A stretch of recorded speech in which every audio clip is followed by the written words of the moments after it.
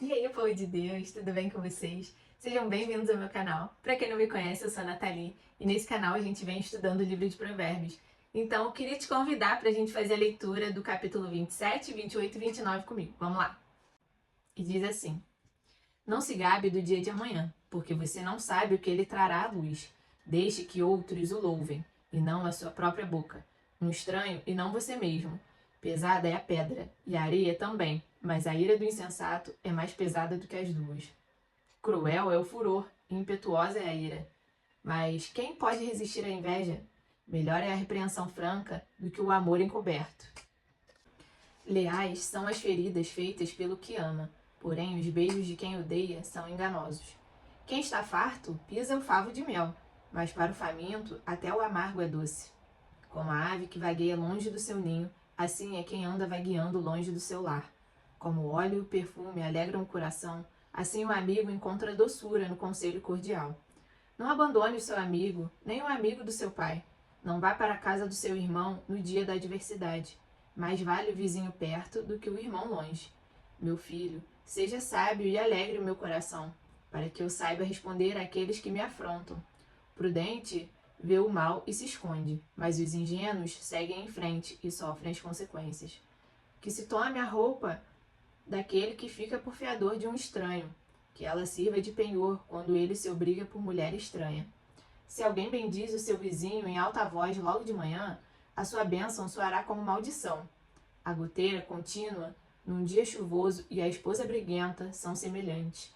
Contê-la seria conter o vento, seria pegar o óleo com a mão.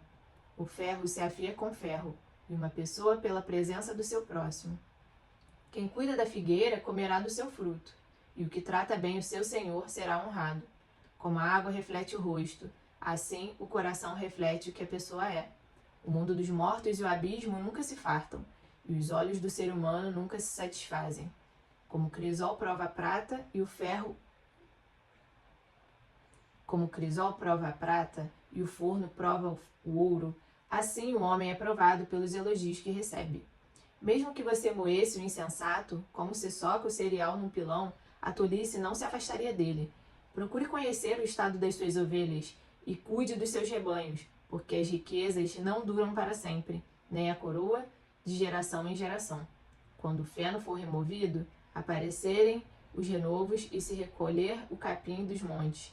Então os cordeiros lhe darão a lã para a roupa, os bodes serão vendidos para pagar o campo, e as cabras produzirão leite em abundância para alimentar você, alimentar a sua casa e sustentar as suas servas. O primeiro versículo que se destaca para mim desse capítulo é o primeiro, que ele diz: Não se gabe do dia de amanhã, porque você não sabe o que ele trará à luz.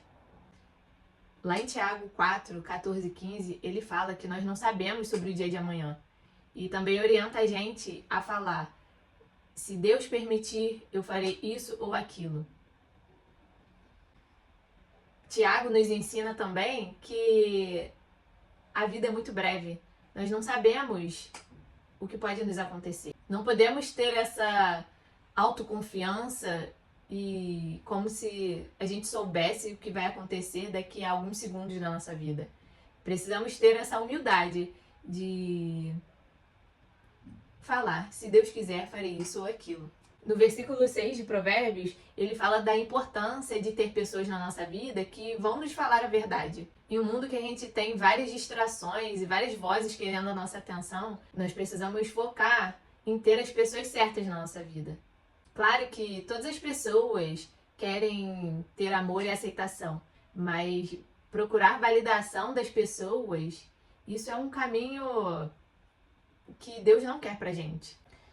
O versículo 6, ele nos mostra a importância de termos amigos que servem o mesmo Deus, que estão ali na mesma comunidade que a gente. Pessoas que nos conhecem, que conhecem o nosso coração, conhecem as nossas fraquezas e os nossos pecados. Quando esses amigos que conhecem a gente dessa forma dão uma palavra de amor dura pra gente, isso pode parecer difícil de ser aceito. Mas a pessoa sábia, ela vai ouvir essa orientação com humildade e olhar para dentro de si. Esse reconhecer vai fazer com que a pessoa cresça e tenha a oportunidade de consertar as suas falhas. Já os nossos inimigos, ele diz aqui que eles vão nos cobrir de beijos e de lisonjas, mas eles vão estar nos levando para um caminho que vai nos levar para o mal. Um verdadeiro amigo é aquele que se preocupa com seu coração e com a sua alma. Que a gente possa ser intencional nas nossas relações, nas pessoas que a gente traz para perto da gente. Assim como fala em Hebreus 10, 24, fala assim: cuidemos também de nos animar uns aos outros no amor e na prática de boas obras. Que a gente possa ter essas pessoas que vão nos estimular na nossa fé, que vão nos orientar quando for preciso e que nos ajude mesmo na caminhada. Receber conselhos sábios fazem bem para nossa alma, mas também é uma forma de adquirir a sabedoria. Agora eu queria saber de você. Como que você lida com as críticas construtivas das pessoas que são próximas de você? Pense na última vez que um amigo chegou para você e foi te chamar a atenção, mas com amor. Você entendeu isso de qual forma? Com o coração aberto? Ou cheio de muralhas e armadilhas tentando se proteger? Será que você não pode ter perdido a oportunidade de olhar para dentro de si e crescer? Às vezes Deus colocou a pessoa na sua vida para que você consiga enxergar os seus erros. Agora vem comigo para ler o capítulo 28. Diz assim: os ímpios fogem mesmo quando ninguém os persegue, mas o justo é intrépido como o leão. Por causa da transgressão da terra, mudam-se frequentemente os príncipes, mas por um sábio e prudente a ordem é mantida. O pobre que oprime os pobres é como chuva torrencial que destrói as colheitas. Os que abandonam a lei elogiam os ímpios, mas os que guardam a lei se indignam contra eles. Os maus não entendem o que é justo, mas os que buscam o Senhor entendem tudo. Melhor é o pobre que anda na sua integridade do que o perverso nos seus caminhos, ainda que seja rico. Quem guarda a lei é filho inteligente, mas o companheiro dos comilões envergonha seu pai. Quem aumenta os seus bens com juros e ganância, ajunta-os para o que se compadece dos pobres. Quem desvia os ouvidos de ouvir a lei, até a sua oração será abominável. Quem desvia os retos para o mau caminho, ele mesmo cairá na cova que fez. Mas os íntegros herdarão o bem. O homem rico é sábio aos seus próprios olhos, mas o pobre que é sábio o conhece muito bem. Quando os justos triunfam, há grande alegria, mas quando os maus se levantam, as pessoas se escondem. Quem cobre as suas transgressões jamais prosperará, mas o que as confessa e abandona alcançará misericórdia. Feliz é aquele que sempre teme o Senhor, mas o que endurece o seu coração cairá na desgraça. Como o leão que ruge e o urso que ataca, assim é o ímpio que domina sobre um povo pobre. O príncipe sem juízo aumenta a opressão, mas o que odeia a avareza viverá muitos anos. O assassino carregado de culpa fugirá até a cova. Que ninguém o detenha. Quem anda em integridade será salvo, mas o perverso em seus caminhos cairá logo. O que lavra a sua terra terá pão em abundância, mas quem corre atrás de coisas sem valor se fartará de pobreza. O homem fiel será acumulado de bênçãos, mas quem tem pressa de enriquecer não ficará sem castigo. Parcialidade não é bom, porque uma pessoa é capaz de transgredir até por um bocado de pão. O ganancioso corre atrás das riquezas, mas não sabe que a pobreza há de vir sobre ele. Quem repreende alguém achará depois mais favor do que aquele que só lisonjeia. Quem rouba o seu pai ou a sua mãe e diz, não é pecado, esse é companheiro do destruidor. O cobiçoso provoca discórdias, mas o que confia no Senhor prosperará. Quem confia no seu próprio coração é tolo, mas o que anda em sabedoria será salvo. Quem dá aos pobres não passará necessidade, mas o que fecha os olhos para eles será coberto de maldições. Quando os maus se levantam, as pessoas se escondem, mas quando eles perecem, os justos se multiplicam. Dos versículos 11 a 25, ele fala que a nossa percepção sobre o dinheiro ela tem impactos na nossa vida.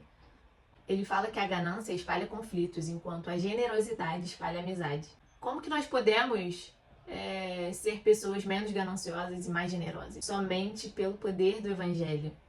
A motivação mais poderosa que a gente tem para ser generoso é simplesmente a graça de Deus. Não é ameaça nem nada. Nós precisamos entender que nós, como cristãos, nós temos muito mais do que precisamos. Eu sou uma pecadora que peco todos os dias, mas Jesus, ele morreu para que a gente tivesse a vida. A sua morte era exatamente aquilo que a gente merecia. Jesus era perfeito. Deus, ele nos ama tanto que ele quer ter um relacionamento com a gente. Ele entregou seu único filho por amor a nós. Deus, ele nos salvou da separação eterna dele.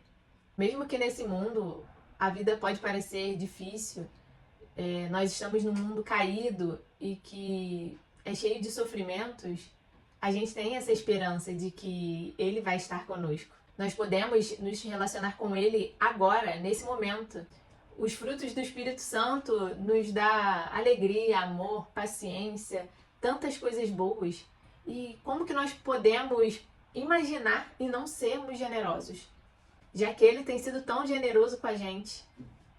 Lá em 2 Coríntios 8, no versículo 9, ele fala assim: mas tenham cuidado para que essa liberdade de vocês não venha, de algum modo, a ser tropeço para os fracos.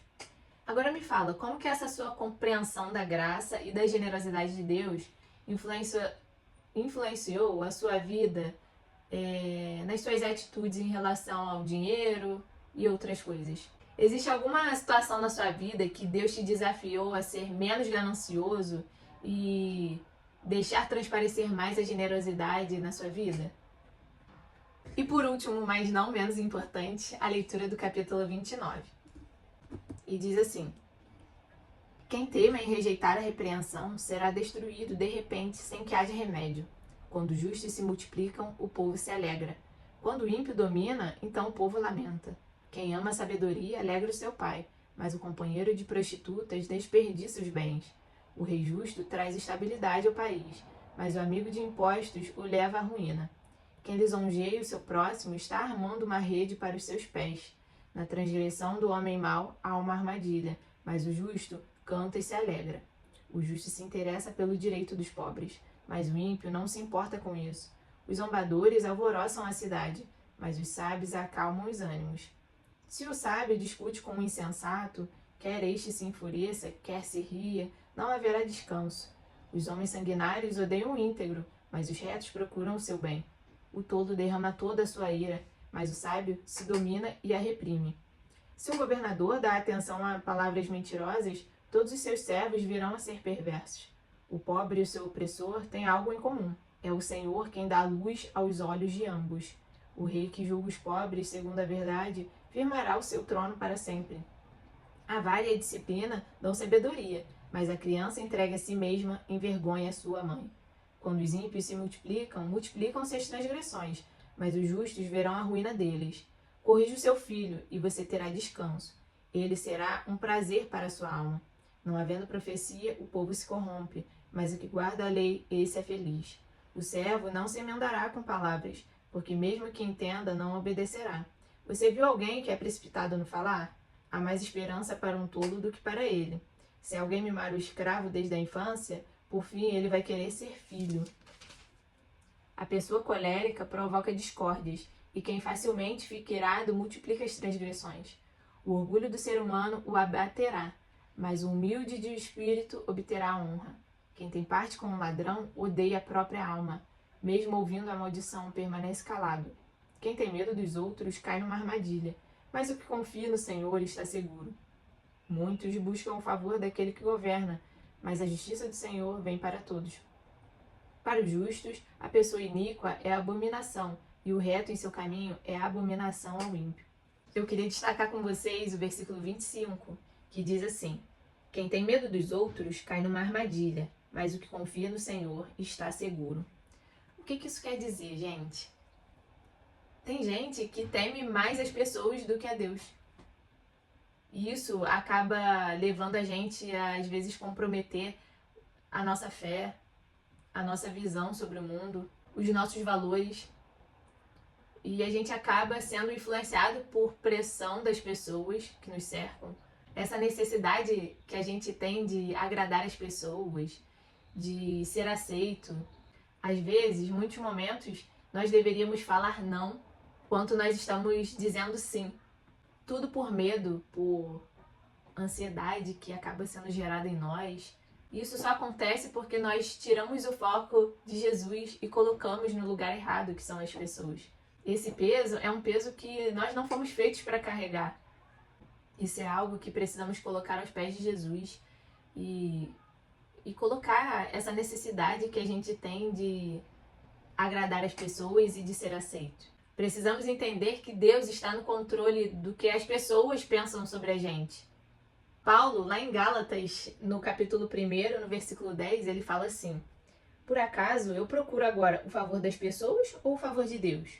Ou procuro agradar pessoas? Se ainda estivesse procurando agradar pessoas, eu não seria servo de Cristo. O que isso ensina pra gente? Que nós precisamos agradar o coração do Pai e não das pessoas.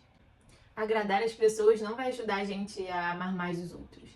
A ordem é: ame a Deus em primeiro lugar e depois ame as pessoas de uma forma sacrificial. Isso pode ofender muita gente, mas tenha certeza que isso é algo que pode libertar a vida daquela pessoa. Agora me diz, de qual forma você pode escolher temer a Deus em vez das pessoas?